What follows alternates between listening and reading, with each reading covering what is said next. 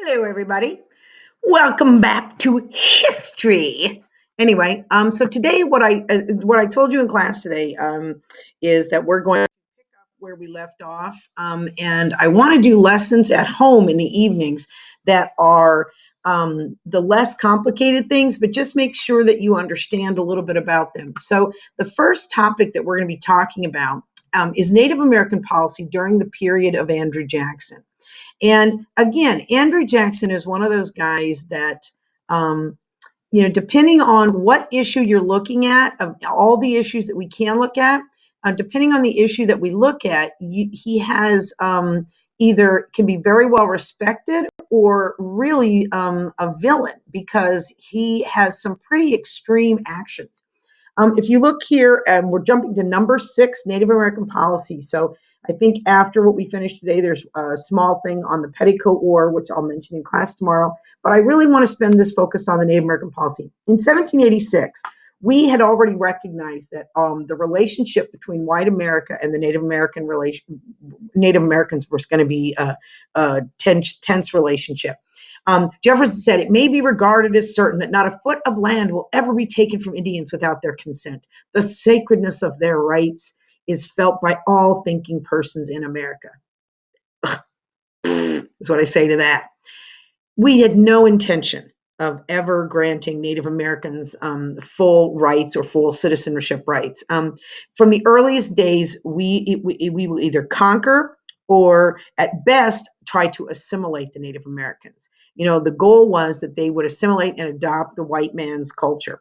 Most of the Eastern Indians, that is the Powhatans, the Pequots, the Wampanoags, all those Native Americans we talked about from the early states, from the Maryland up through, actually Virginia, up through the Maine and New England areas, had basically been wiped out through war, disease, and many of them had been displaced.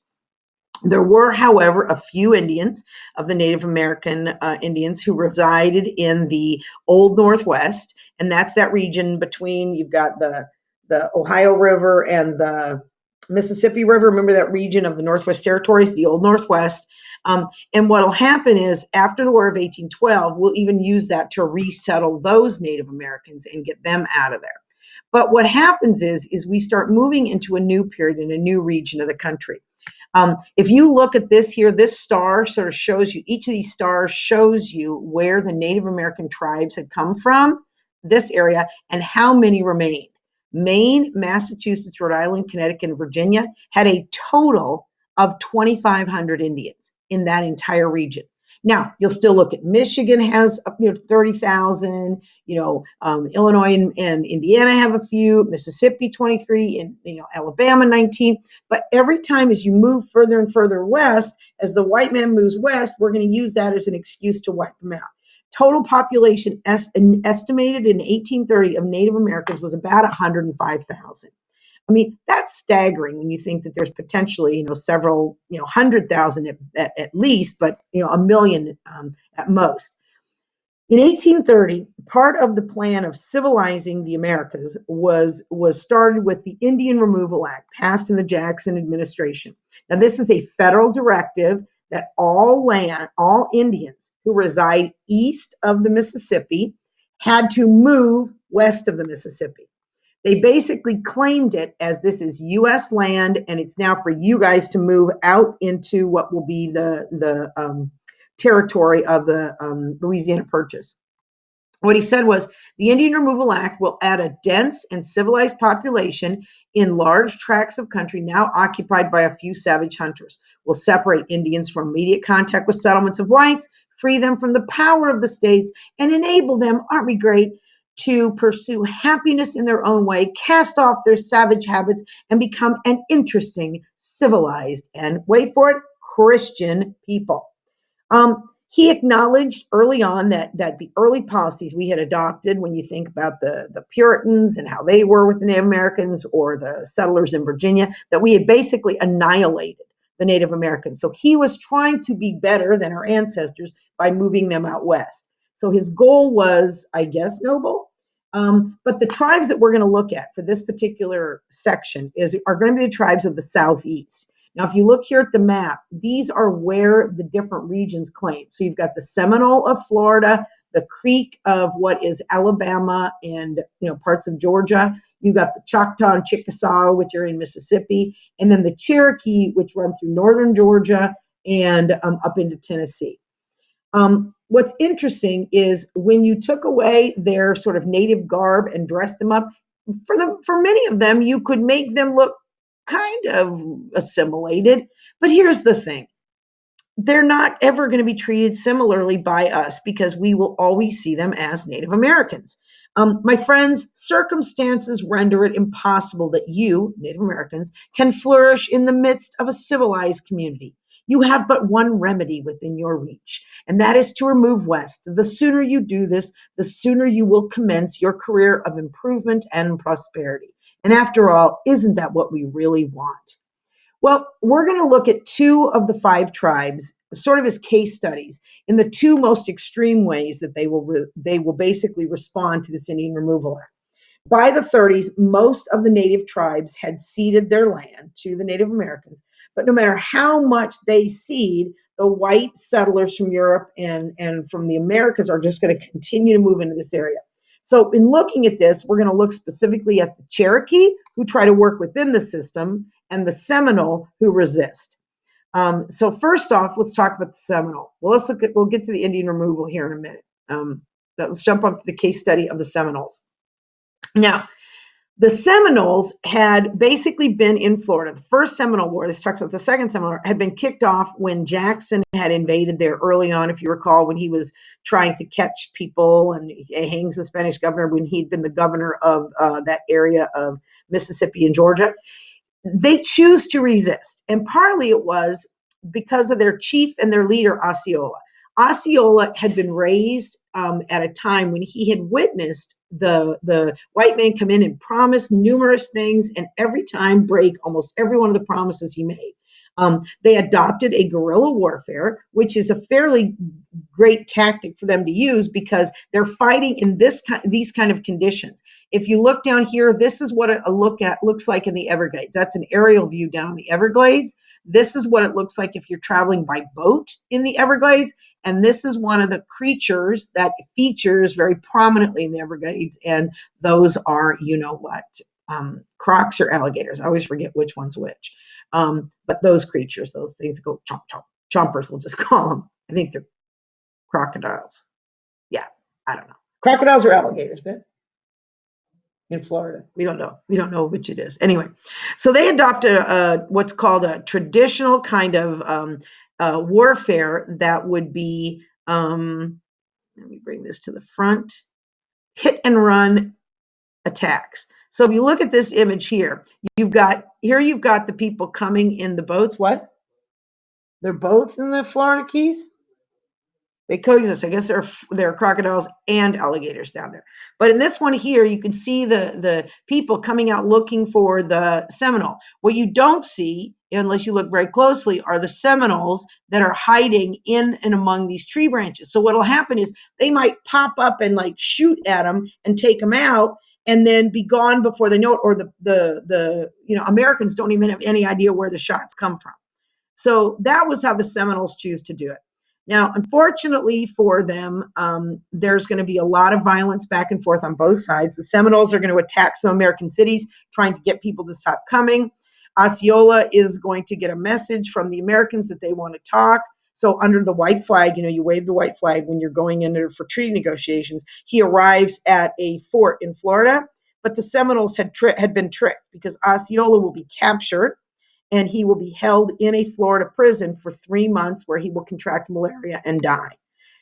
So the great leader of the Seminoles is going to basically be murdered or die as a result of being sort of illegally seized by this American contingent. Now, I don't think we necessarily set out to kill the guy at that point, but we certainly didn't make it something that was easy for him to get away from. Anyway, in this case, we're looking at the Second Seminole War. If you look here, these are all areas here where these red dots are. Those are all areas where there was Seminole fighting. Eventually, the Seminole are going to continue to fight much later, and eventually, after many of them will be shipped out and will move west, some of them will just retreat into the Everglades. I've heard the stories of there are parts of the Everglades even today that where Seminoles live and Seminole descendants, and they do not recognize the authority and legality of the U.S. government. They sort of live off the grid and outside of the United States. But because there's so few of them and they don't really cause any problems, we just kind of let them go. We ultimately, in this battle, will basically give up because for us, the cost of getting them out of the Everglades and moving them out of that area far exceeds what it was worth for us to do so. The next group in the Case B study is the Cherokee. And the Cherokee are in northern Georgia. They do what you would say is everything right. They attempt to work within the system. They extensively assimilate into society. There's intermarriage. They adopt white customs, everything from farming to language to business. Many of them convert to Christianity. There's a lot of intermarriage. This map here shows where all the primary territory, and if you see the little crosses, those are little missions that were set up that were out there in Cherokee land. This gentleman here is a man named Sequoyah. Sequoyah took what was an oral language and turned it into a written language. He created a Cherokee alphabet, wrote the first bilingual newspaper in the United States, the Cherokee Phoenix. In the government, they wrote a constitution, a Cherokee constitution. Cherokee Constitution had 3 branches of government, a bicameral legislature. They set up a capital at the city of New Echota in 1825. So basically, everything they did was basically everything we asked them to do. But the one thing they couldn't do and that we wouldn't recognize was that they were always going to be Cherokee. As homesteaders start moving in, no matter how many came in or how adjusted everybody was, they will always view the Cherokee as savages, and they're going to continue moving into Cherokee land. And it becomes even more dramatic when this little rock here was discovered in Cherokee land. Gold. Gold is discovered in Georgia. And if you know anything about the history of the United States and gold, you will know that what ensues next is a crazed gold rush. Mining is going to boom. Basically, people will, for about a decade, make their fortunes down there trying to pan for gold and find gold in their hills. Eventually, Georgia, the state, is going to decide, those Cherokee are such a pain in the tuchus. Let's just abandon let's just abolish their sovereignty. Let's just forget that they're a group of people. So they literally independently just went and got rid of the Cherokee government. They then passed a rule that white people, primarily aimed at missionaries, and so the men who were out there, and people out there trying to help them and convert them to Christianity, were forbid on Cherokee land because too many of the white men were trying to help them use the white legal system against the government. And they threatened that if anybody challenged this, if anybody in the federal government challenged this action, they would just nullify the challenge. So they are bound and determined to take over the rest of this land. In 32, they went so far as to start a lottery where they started giving away Cherokee land. Now, this is before the Cherokee have even evacuated the land. They distributed it into 40-acre plots, gave it out to white settlers. Everything was hunky-dory as long as you weren't Cherokee. And we basically just divided up the whole thing. Here's an old map you can see where they basically took one county and gridded it. And if you bought it, they would just put a red dot on it to show that claim had been spoken for. Well, eventually, the Cherokee, who had up to this point in time been proud, Americans, or doing everything they thought to be Americans, they decided to follow the system. So they decide to use the federal court system, and now this is at the behest of some of the missionaries who are out there with them, to use the federal court system to sue the government of Georgia. So the Cherokee Nation will sue Georgia. Okay, they will seek an injunction, and the word injunction means an action where the government orders something to stop. An injunction by the state of Georgia to stop selling off their land. Two of their great supporters, their outspoken, verbal supporters, were Henry Clay and Daniel Webster. They both believe the Cherokee are getting a raw deal. This gentleman here, named Sam Worcester, he had been in trouble earlier because he had been married to a Native American woman. They had children, they had a family, his wife was pregnant, and when they passed the law saying white people couldn't go out on the reservation, his pregnant wife was out on the reservation. So he had to go out to try to help her. Well, he ends up going out there, getting arrested, And eventually, he's going to be arrested. He's also going to sue the government, saying, you can't tell us where we can and can't live, that the Cherokee themselves welcome me onto their property. But he's going to be arrested, convicted, and sentenced to hard labor. Well, eventually, it all comes out in the Supreme Court, and John Marshall, who was still the Chief Justice at this time, John Marshall is going to take a look at this, and he is going to write the opinion in Worcester v. Georgia. Worcester is the gentleman who is a picture here, who couldn't get back to see his wife. He said that basically the Cherokee could not be forced to give up their land if they didn't want to, and that they could actually restrict the Georgians, the people of the state of Georgia, from entering Cherokee land without permission because they were a separate and sovereign nation. So they are an autonomous sovereign nation, which means a separate independent nation living within the confines of the United States. They are a distinct community in which the laws of Georgia have no force. Huge victory for the Cherokee, right? They can't believe their good fortune. It's amazing. Now, who goes about implementing actions of the judiciary, or the legislature, or the judiciary? The president, right? President Jackson will respond, or is reputed to have responded. John Marshall has made his decision. Now let him enforce it. The decision of the Supreme Court has fell stillborn, and they find they cannot coerce Georgia to yield to its mandate. Those are some fancy words of saying, no matter what you think, John Marshall, I ain't doing it. And so basically, Jackson outright ignores a Supreme Court directive. And now it turns over to the Cherokee. The Cherokee themselves are split. They don't know what to do. People like John Ross want to fight. They believe that we've got to keep fighting in the courts, and eventually there will be a remedy. Major Ridge is another Cherokee leader who is going to say, listen, we better take the best deal they're offering now, because if we tick them off and we push too far, we're not going to get anything out of this.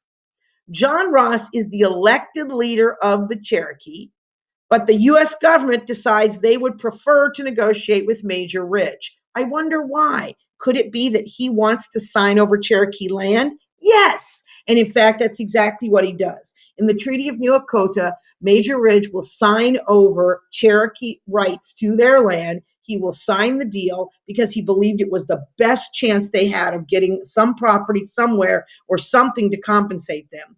And as he said it, he knew he was in trouble. He said, I believe I've just signed my own death warrant. And by the way, it was. We'll get to that in a minute. This is what sets up the infamous Trail of Tears. Now, on this map here, if you look, I'm going to try to make it, push it in front here for a second. The Trail of Tears, this is a Indian removal course. So here's where the Seminole will send over the Gulf of Mexico, up through Louisiana, the Choctaw, the Chickasaw, the Creek. The Cherokee will walk up through Tennessee, Kentucky, across Missouri, eventually getting to area we had set aside for them on the other side of the Mississippi River in the beautiful state of Oklahoma. For anybody who's ever been out west, you cannot just imagine how different the landscape is in Oklahoma from that of where they came from in Georgia. They will walk 14 to 20 miles a day, delays, weeks at a time. They had to cross frozen rivers. They weren't given enough blankets, enough food. They didn't have shelter in the winter. People will suffer just terribly. These diseases, diarrhea, fever, measles, whooping cough, pellagra. They don't speak the language. Many of the old people don't speak English. And Winfield Scott was responsible for moving these people west. One person who was a doctor described it this way: more than 2,000 died in the stockades awaiting removal. About 1,500 by the Army died. Approximately 700 died in the detachments by the Cherokee. 4,200 died in the removal total.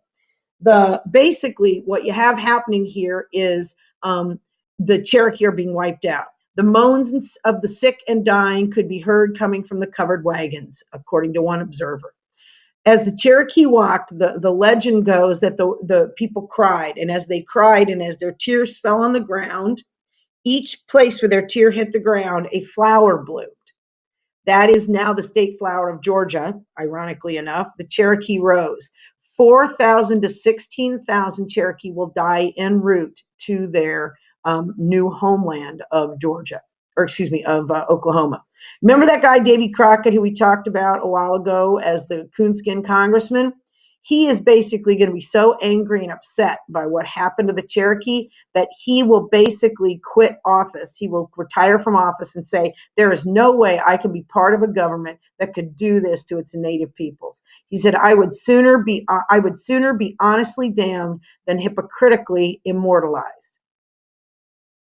Okay, so again, that's the end of the Cherokee story. I think you'll hear a lot about it in the videos as well. Make sure you're watching the videos, and they're done now. This should be the last of them last night, but it's going to be real important for you to have seen that for the test.